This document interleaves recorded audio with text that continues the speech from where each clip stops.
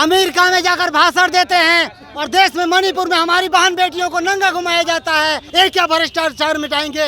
ये तो भ्रष्टाचार मंडलियों का सरदार है। तो सरकार थोड़ी संभाल रहा है, वो उद्योगपति और पूंजीपति को संभाल रहा है और बाकी वो पूंजीपति देश संभाल रहा है। जैसे चुनाव आ रहा है ना, 2 मुद्दा आप देखिएगा ट्रेंड करेगा, हिंदू मुस्लिम भारत पाकिस्तान। स्मृति ईरानी 300 में गैस सिलेंडर लेके बोल रही थी मनमोहन सिंह मुर्दाबाद, आज 1200 के होले तो कहाँ बैठे है मैडम जी, पते नहीं चल रहा है। घोटाला करिए, बीजेपी ज्वाइन कर लीजिए, सब सफेद हो जाएगी। तमाम युवाओं को समझना अब चाचा जी के बस की बात नहीं, तो हम भी चाहते हैं और बिहार की जनता भी चाहती है कि चाचा जी अपना इस्तीफा लेके और तेजस्वी यादव जी को बिहार के राजगद्दी पे बैठा दे। 2024 में क्या होगा?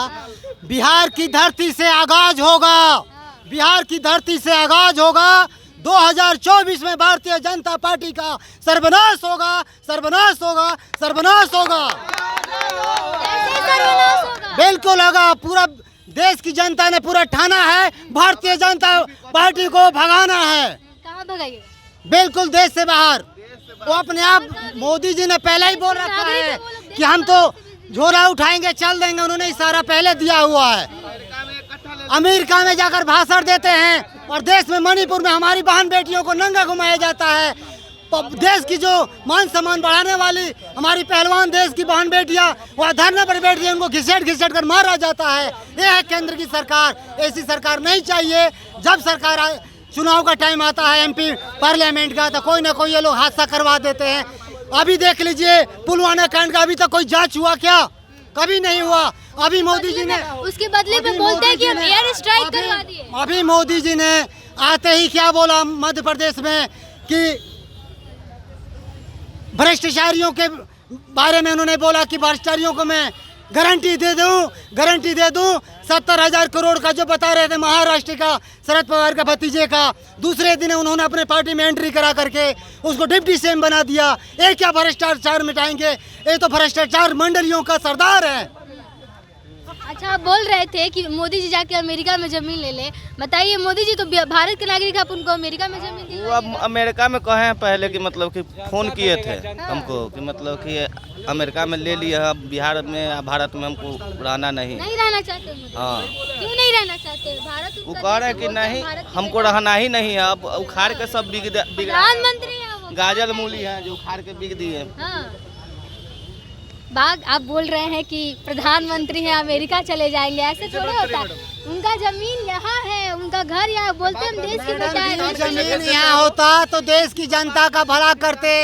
इतनी बेरोजगारी हमारे देश के जो ग्रेजुएशन करके युवा पीढ़ी, हमारे हर वर्ग के युवा क्या बोल रहे हैं? बात बात पे कहाँ भेजते हैं? पाकिस्तान भेज देते हैं वो। बात बात में कि जिसको देश से प्यार नहीं है वो पाकिस्तान चले आप लोग इसका मतलब उनको अमेरिका भेज दीजिएगा? काहे नहीं भेज देंगे? आप वो बात बात पर भारत के जनता को पाकिस्तान भेज सकते हैं और उनको हम अमेरिका नहीं भेज सकते हैं। प्रधानमंत्री है वो भारत के, देश कौन संभालेगा? अच्छा, देश प्रधानमंत्री संभालता है, हाँ। सेना कुछ नहीं करता, हाँ, राष्ट्रपति कुछ, सरकार तो वही संभाल रहे हैं ना। हाँ, बिल्कुल संभाल रहा है। सरकार थोड़ी संभाल रहा है, वो उद्योगपति और पूंजीपति को संभाल रहा है और बाकी वो पूंजीपति देश संभाल रहा है।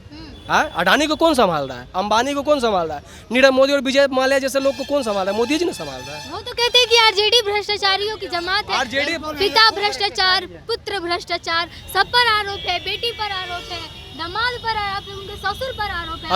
अमित शाह कौन है? अमित शाह कौन है? केंद्र में मंत्री है, उसका बेटा क्या कर रहा है? अनुराग ठाकुर का बाप क्या था?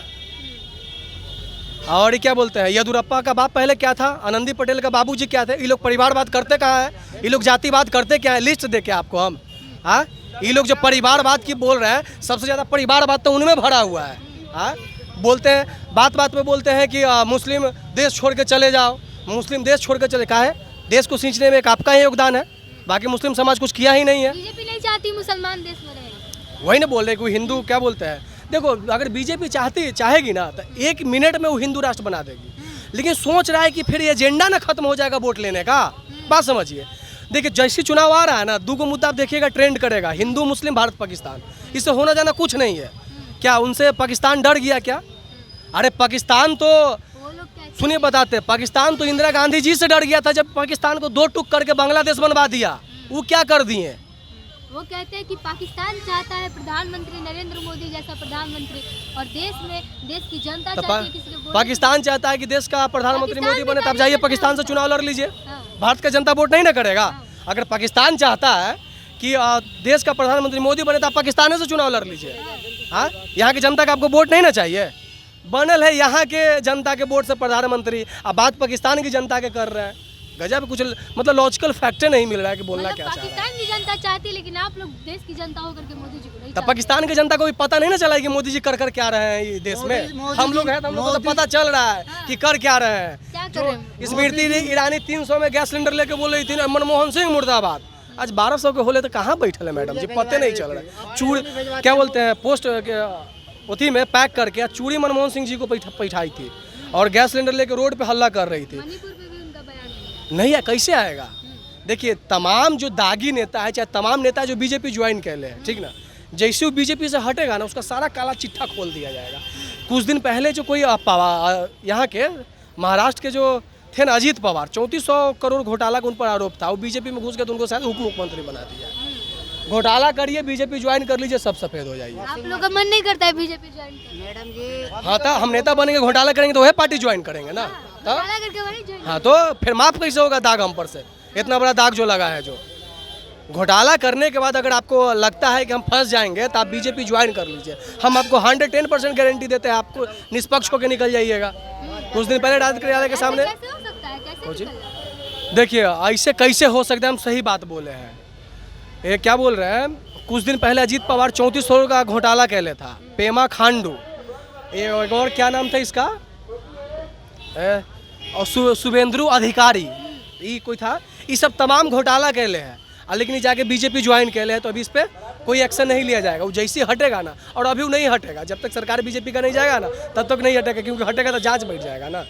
घोटाला करिए, बीजेपी ज्वाइन करिए, निष्पक्ष होकर बाहर आइए, ये उनका टैग लाइन है। और यहाँ तक के मंत्री और मुख्यमंत्री बनाने का गारंटी तक के देते हैं। आप लोग तेजस्वी यादव को मुख्यमंत्री बनाना चाहते हैं? हम कहाँ चाहते, पूरा बिहार की जनता चाहती है। चाहती है? एकदम बिल्कुल चाहती है। चाचा चाहते हैं? हाँ, चाचा भी चाहते हैं। हमको तो लग रहा है चाचा कुछ दिन बाद उनको सौंप देंगे हाँ। कि लीजिए अब हम, अब हाँ क्या है कि अब चाचा बुढ़ा गए? हाँ, बुढ़ा गए, वो कहेंगे कि चाचा कुर्सी लेके बीजेपी में आपको चले संभालना जाएंगे, है। क्या कीजिएगा? अब ना जाएंगे वो। हाँ? देखिए, अब नीतीश जी भी चाहते हैं ना कि युवा पीढ़ी के हाथ में, क्योंकि अब तमाम युवाओं को समझना अब चाचा जी के बस की बात नहीं, तो हम भी चाहते हैं और बिहार की जनता भी चाहती है कि चाचा जी अपना इस्तीफा लेके और तेजस्वी यादव जी को बिहार के राजगद्दी पे बैठा दे।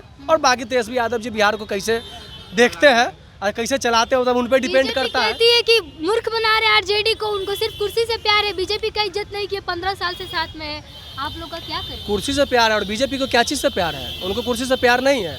ये तमाम जो राजनीतिक रच रहा है, तमाम जो षड्यंत्र रच रहा है, किसके लिए रच रहा है? यही गद्दे, यही कुर्सी के लिए ना। कल के डेट में इनको कुर्सी दे देंगे तो ये तुरंत, अभी नीतीश जी पर लाख कटाच कर रहे हैं ना, अब नीतीश जी हम बोल देंगे कि बीजेपी में आने वाले, तो तुरंत एक्सेप्ट करने के लिए तैयार हो जाएगा। अरे उनको देखिए, बीजेपी को खाली कुर्सी से मतलब है, बाकी गरीब मरता रहे, युवा बेरोजगार होकर भटकते रहे, उससे कोई मतलब नहीं है उनका। बस कुर्सी देश में रहना चाहिए, बिहार में कुर्सी रहना चाहिए। आपको लगता है कि चाचा यहीं रहेंगे?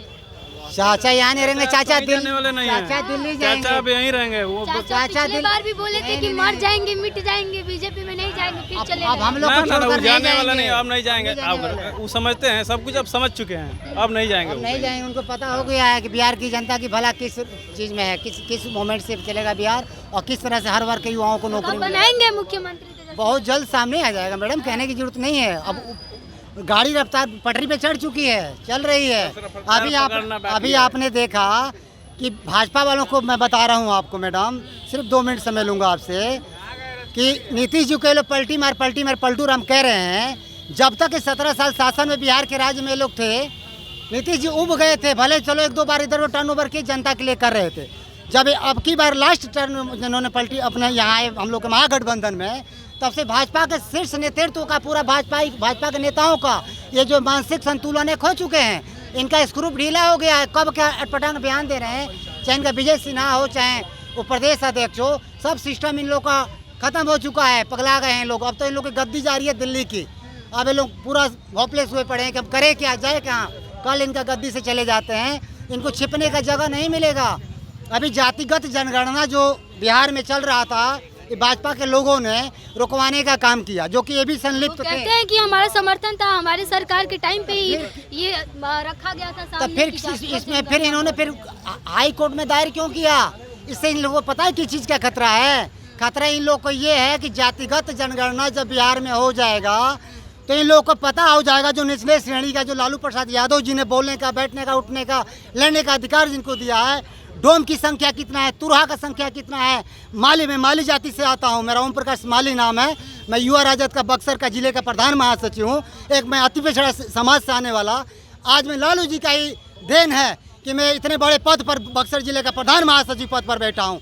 नहीं तो यहाँ बैठने का, खटिया पर नहीं बैठने दिया जा रहा था। पद की तो दूर की बात है, वोट नहीं मारने का अधिकार था किसी का, वोट नहीं मारने दिया जा रहा था।